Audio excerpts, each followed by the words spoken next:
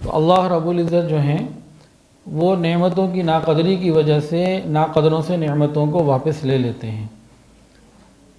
تو معاملہ تو سارا یہ ہے، آج اس وقت امت مسلمہ جس پریشانی کے اندر مبتلا ہے، بیت اللہ شریف میں طواف بند، مواجہ شریف میں رسول روضہ اقدس صلی اللہ علیہ وسلم پر حاضری بند، اور دینی تعلیم بند، مدارس میں قرآن کی تلاوت بند یا ملتوی کچھ عرصے کے لیے، یہ کیا ہے؟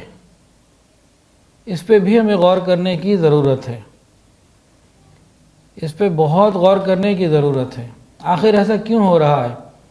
میرے نزدیک اللہ رب العزت کی طرف سے ہو رہا ہے، اور ہمیں چاہیے کہ ہم اللہ تعالیٰ کی طرف لوٹ آئیں۔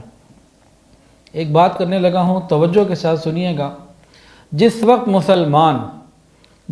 مسلمان کوئی بھی عبادت بغیر روک ٹوک کے آزادی کے ساتھ اور سہولت کے ساتھ کر سکتا ہو اور وہ نہ کرے، تو اللہ رب العزت ایسے حالات لے آتے ہیں وہ کرنا بھی چاہے تو نہیں کر سکتا۔ یہ جملہ میں نے چند سال پہلے بھی کہا تھا، اس وقت واٹس ایپ کے کلپ اگر کسی کے پاس موجود ہوں یا وہ بیانات کہیں ریکارڈ ہوں تو وہاں سے بھی سنے جا سکتے ہیں۔ کیا حالات ہیں؟ کیا معاملہ ہے؟ معاملہ یہ ہے کہ مسلمان جس وقت اللہ کے حکم کو اپنی مرضی سے پوری آزادی کے ساتھ ادا کر سکتے ہوں اور وہ نہ کریں، ناقدری کریں، تو اللہ رب العزت ایسے حالات لے آتے ہیں کہ وہ چاہتے بھی ہیں تو نہیں کر سکتے، اور آج وہ حالات دکھا دیے اللہ نے۔ مسلمان عورت چاہتی پردہ کرنا تو کر سکتی تھی لیکن نہیں کیا۔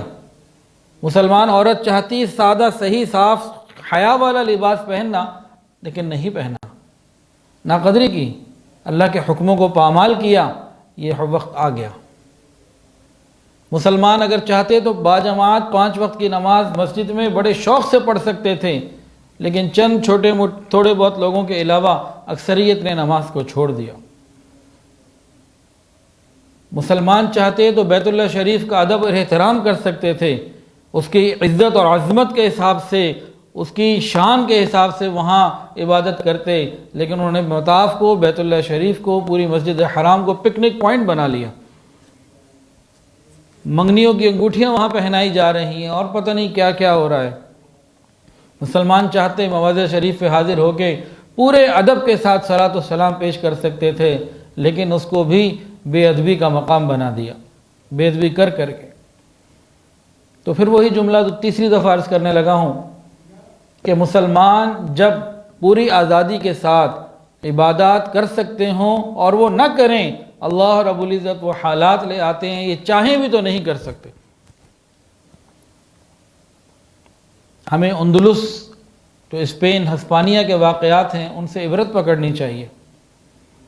آج وہاں چند یادگاریں ہیں مسلمانوں کی، یہ الحمرہ ہے، یہ فلاں ہے، بس اس کے علاوہ کچھ نہیں۔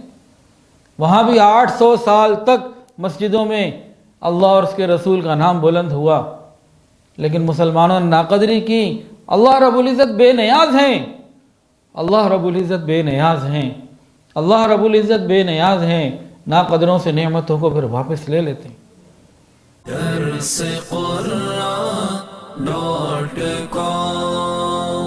www.darsequran.com